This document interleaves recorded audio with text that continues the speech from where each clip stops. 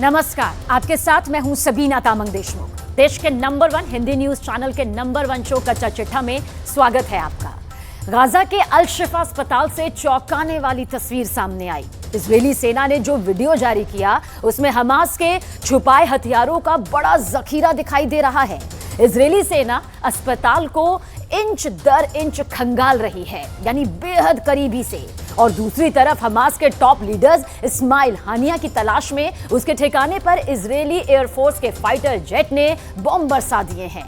Israel इस वक्त जबरदस्त अटैक मोड में है।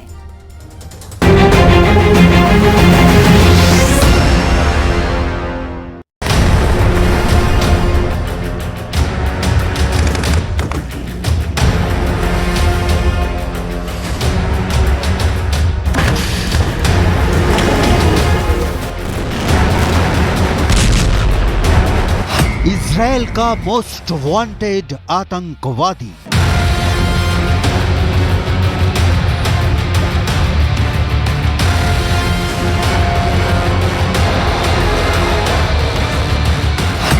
मोसाद को हमास लीडर इस्माइल हानिया की तलाश।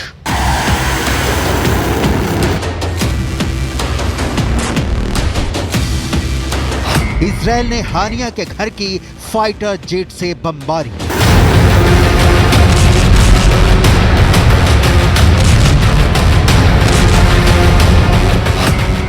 नहीं मिला हानिया। गाजा की सुरंग से कहां गायब हो गया हानिया।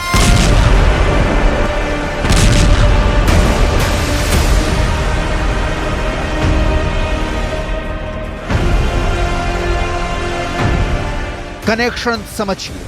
एक तरफ इजरायल के डिफेंस फोर्स यानी आईडीएफ गाजा के सबसे बड़े अस्पताल अल शिफा में घुस चुकी है। वहां हमास के तथाकथित सुरंगों का सर्च ऑपरेशन चल रहा है। दूसरी ओर हमास के सबसे बड़े लीडर इस्माइल हानिया के ठिकाने पर फाइटर जेट से बम बरसा रही है।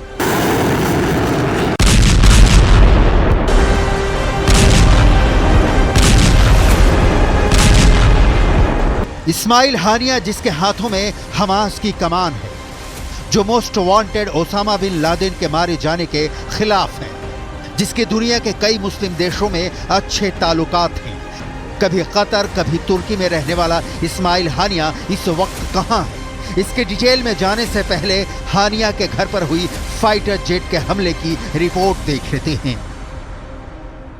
दरअसल इजरायल गाजा पट्टी के एक एक इंच को तबाह कर रहा है।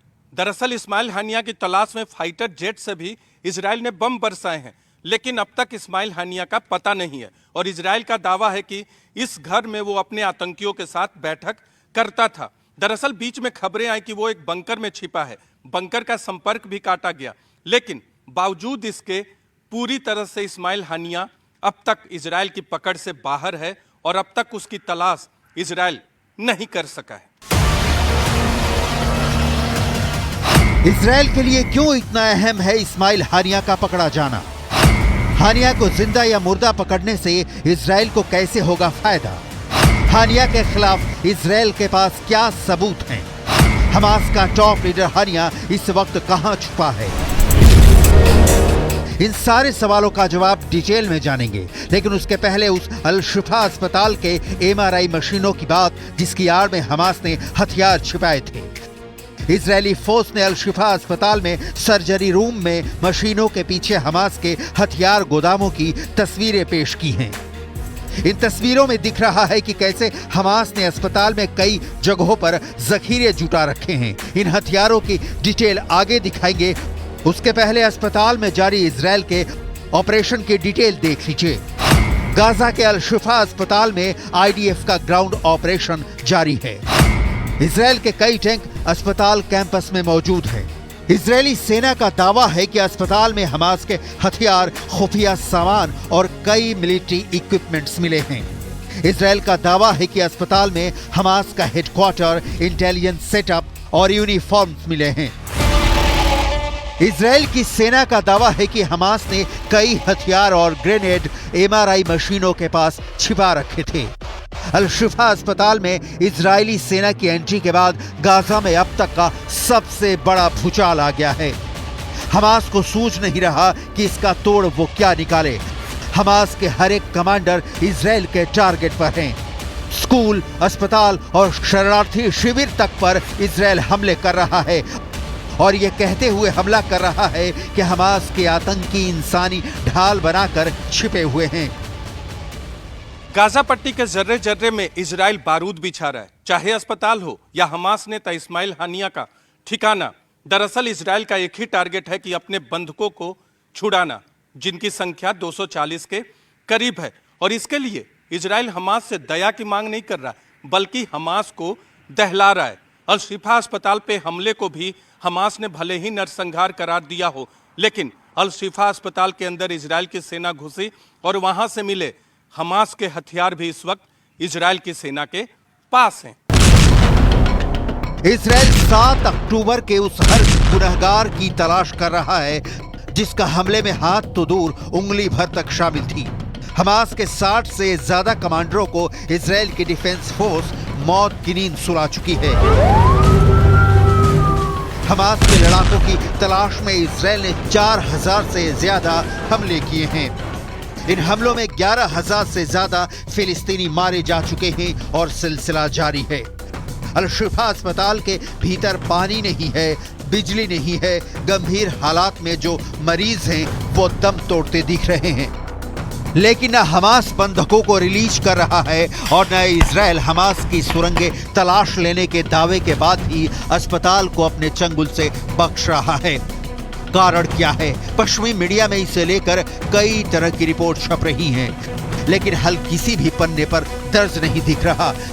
गाजा के सबसे बड़े अस्पताल की सबसे लेटेस्ट तस्वीरें देखिए।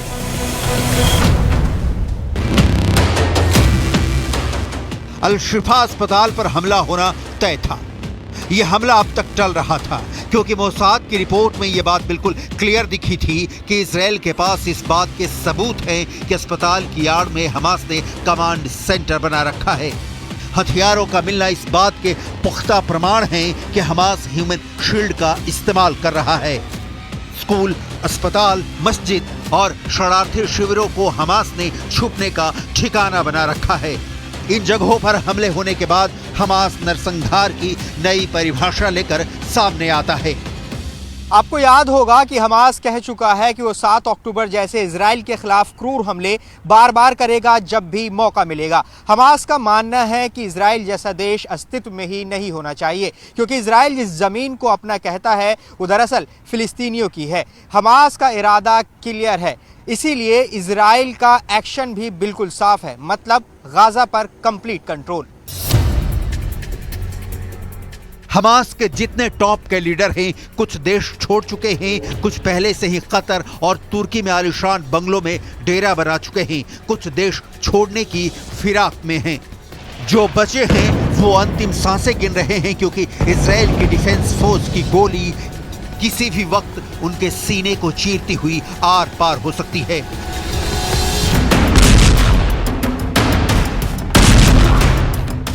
हमास का अंतिम लड़ाका जब तक जिंदा है, इजराइल ने नहीं रुकने की सौगंध खाई है। हमास के टॉप लीडर इस्माइल हानिया की सरगर्मी से तलाश इसीलिए कर रही है मोसाद, और इसीलिए हानिया के ठिकानों पर बम बरसाया जा रहा है। इस्माइल हानिया नहीं होता तो 7 अक्टूबर को इजराइल के 1400 लोगों की मौत नहीं होती।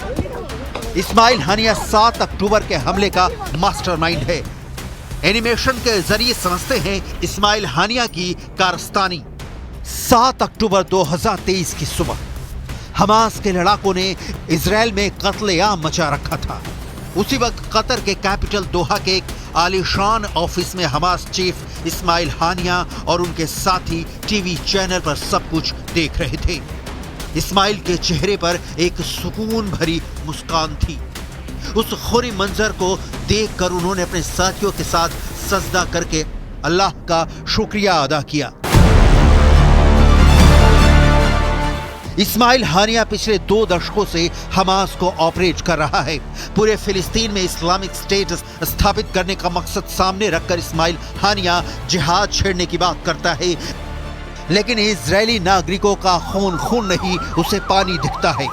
अब इस्माइल हानिया पूरी तरह घिर चुका है। उसके सामने बचने के रास्ते कम से कम होते जा रहे हैं। ईरान ने छोड़ा हमास का साथ। एक तरफ इजराइल के जला देने वाले हमले पर हमले और दूसरी ओर ईरान का पल्ला झाड़ लेना। इस्माइल हानिया फंस चुका है। ईरान ने क्लियर कर दिया है कि हमास को अपना राजनीतिक और नैतिक समर्थन देना जारी रखेगा, लेकिन ईरान सीधे जंग में नहीं कूदेगा। इस्माइल हानिया ही नहीं, पूरे हमास के लिए यह खबर बहुत दुखद है, क्योंकि ईरान के शक्ति से ही हमास का संचालन होता है। और हमास ही क्यों, लेबनान के हिजबुल्ला और यमन के हूथी भी ईरान के रहमो करम पर ही पलते हैं। ईरान के सुप्रीम लीडर आयतुल्लाह खामनेई और हमास चीफ हानिया की 5 नवंबर की मुलाकात चर्चा में रही थी। ये मुलाकात ऐसे समय में हुई थी जब लेबनान में हिजबुल्ला ने फिलहाल युद्ध से अपने पांव पीछे खींचने का ऐलान किया था। दोनों नेताओं के बीच क्या बात हुई थी, इस पर कोई जानकारी सामने नहीं आ पाई थी। कयास लगाए गए कि हमास चीफ इस्माइल हानिया ने जंग के लिए ईरान से हथियारों के लिए जरूरी मदद मांगी थी।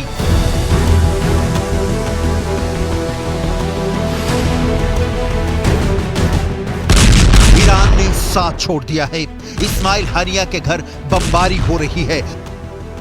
अस्पताल में इजरायली सेना की एंट्री हो चुकी है और न्यूज एजेंसी रॉयटर्स ने कतर के अफसरों के हवाले से दावा किया है कि हमास सीज फायर के लिए राजी है। इसके लिए वो 50 बंधक भी रिहा करने के लिए तैयार हो गया है, लेकिन बदले में चाहता है कि इजरायली सेना 3 दिन हमले न करे। इस रिपोर्ट में दावा किया गया है कि हमास ने यह भी कहा है कि वो इजराइल को भी कुछ फिलिस्तीनी महिलाओं और बच्चों को रिहा करना होगा।